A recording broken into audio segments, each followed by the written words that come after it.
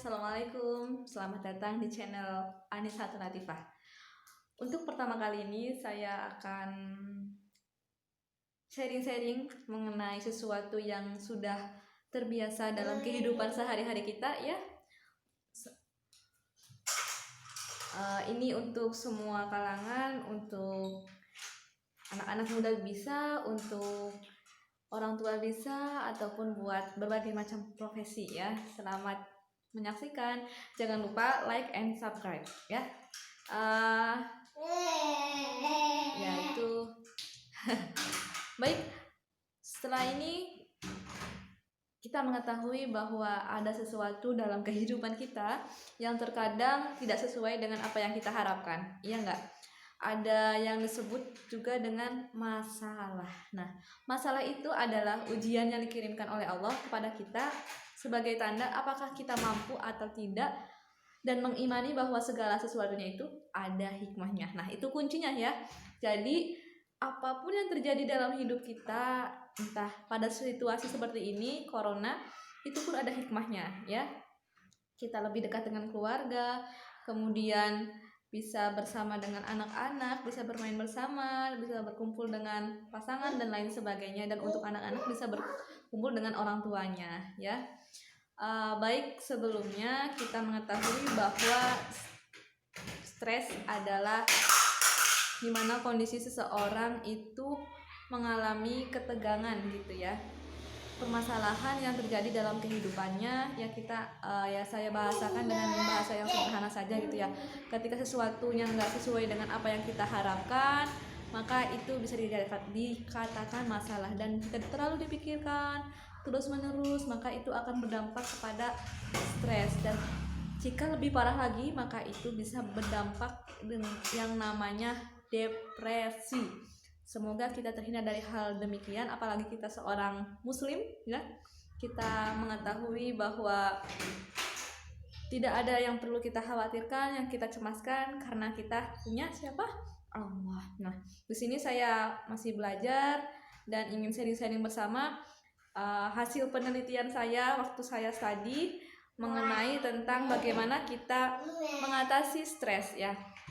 Ada seorang anak yang nilainya down atau remedi terus, maka dia stres. Ada seorang mahasiswa yang skripsi tapi tidak kelar-kelar skripsinya, dia stres.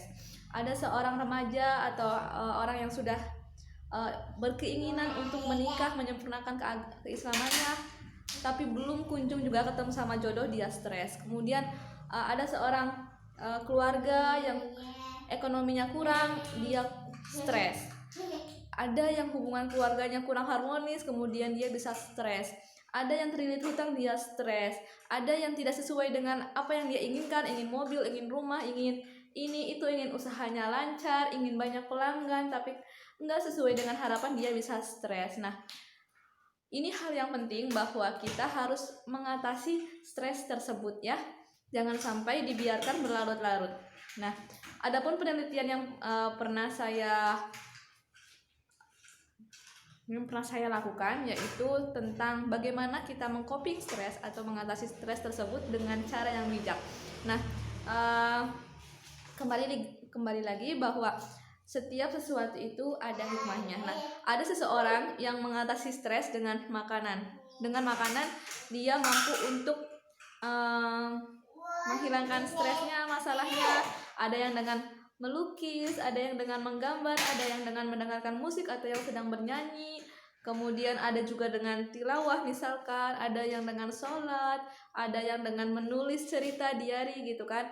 Kemudian ada juga yang bermain ataupun cerita kepada orang yang terpercaya, yang bisa amanah menjaga rahasianya, ataupun kepada orang lain agar orang lain itu tahu masalahnya dan dia bisa melepaskan beban yang ada di dalam dirinya atau dalam hatinya. Nah, boleh-boleh saja hal itu, nggak masalah. Yang penting itu tidak merugikan dirinya sendiri maupun orang lain ya. Ada juga yang stres sangat parah, dia malah bisa membunuh diri sendiri ataupun orang lain. Nah, ini yang tidak boleh ya. Nah, bagaimana sih caranya? Nah, caranya itu adalah kita Yang pertama adalah mengimani bahwa segala sesuatunya itu ada hikmahnya. Nah, kenapa hal demikian itu perlu ditetapkan? Karena kita tahu bahwa misalkan nih kayak corona ini ada hikmahnya. Oh, kita bisa belajar di rumah, bisa bertemu dengan keluarga, bisa lebih banyak waktunya dan lain sebagainya, lebih menjaga kebersihan, lebih menjaga jarak ya, dan lain-lain yang tentu hal bijak yang bisa kita pikirkan dengan positif. Ataupun ketika ada pasangan kita yang tidak pemikiran dengan kita bisa memahami dia dan bisa menghormatinya. Baik ya, itu dari saya. Ini anak sudah mulai mengkode. Kita akhiri saja ya. Terima kasih sudah menyimak dan tunggu channel berikutnya. Sesi berikutnya dah. Terima kasih. Wassalamualaikum warahmatullahi wabarakatuh.